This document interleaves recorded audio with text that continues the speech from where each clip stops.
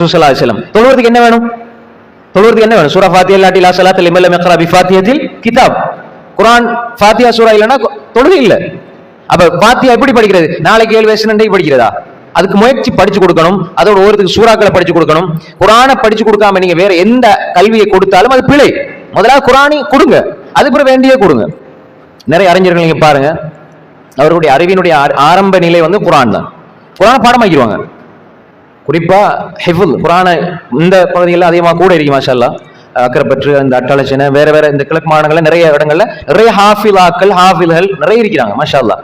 ஏன்னா சில இடங்கள்ல அதை பற்றி கவனமே இல்லை. இங்க நிறைய இருக்குது, ஆனாலும் போதாது. ஒப்பிட்ட அளவுல முஸ்லீம்களுடைய சனத்தொகை வச்சு பார்க்கும்போது குர்ஆனை கொடுக்க ஒரு பாதிப்பும் இல்லை. குர்ஆன் மரண சக்தி உங்களுக்கு தேவைன்னா குர்ஆனை பாடமாக்குங்க.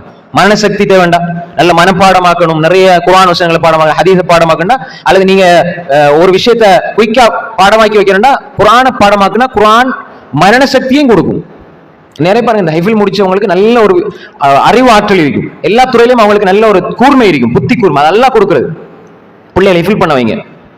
நாளைக்கு அவங்களோட பிள்ளை ஹாஃபிலா இருந்தா எவ்வளவு பெரிய சிறப்பு. மாஷா அல்லாஹ்.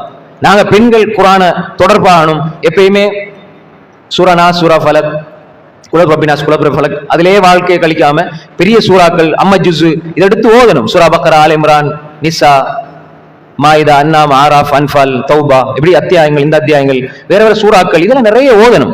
பிள்ளைகளுக்கு நாங்க ஓதி பழக்கணும். தாய் தந்தை குடும்பமா இருந்து குர்ஆன் ஓதணும். அந்த சூழலை உருவாக்கணும். ஒன்னா இருந்து கூட்டம்,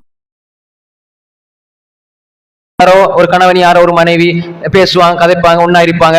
இதெல்லாம் அம்மா அப்பா இருந்து பார்ப்பாங்க. ஆனா குர்ஆனை படிங்க, பிள்ளை வந்து தஜ்வீதோட ஓது, ஹாஃபில், அம்மா நீங்க குர்ஆன் அந்த பிள்ளை இருந்து படிங்கன்னா அதுக்கு நேரம் இல்லை, வெக்கம். ஆனா ஹராம பாக்குறதுக்கு வெக்கம் இல்லை.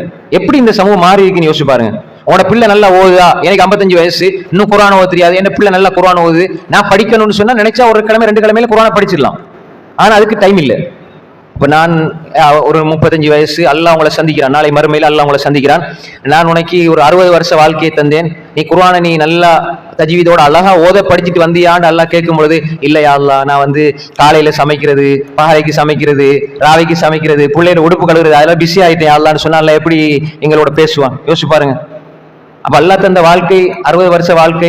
இப்ப நீங்க யாருக்காக, எந்த மகனுக்காக, எந்த கணவனுக்காக, எந்த பிள்ளைக்காக நீங்க சமைச்சீங்களோ, சாப்பாடு செஞ்சு கொடுத்தீங்களோ, அவர்களுக்காக நாள் முழுக்க தியாகம் செஞ்சீங்களோ, தியாகம் செய்யக்கூடாதுன்னு இல்லை, உங்களை மறந்துட்டு செய்யக்கூடாது. பிள்ளை கணவன் அது அவரு மனைவி எல்லாம் வந்து நாளை மறுமையில உங்களுக்கு உதவி செய்ய மாட்டாங்க.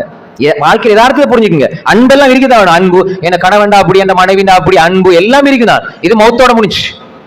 உங்களோட கபருக்கு நீங்க தான் தேடணும். என் கணவன் பெரிய மௌலவி, என் கணவன் பெரிய இறை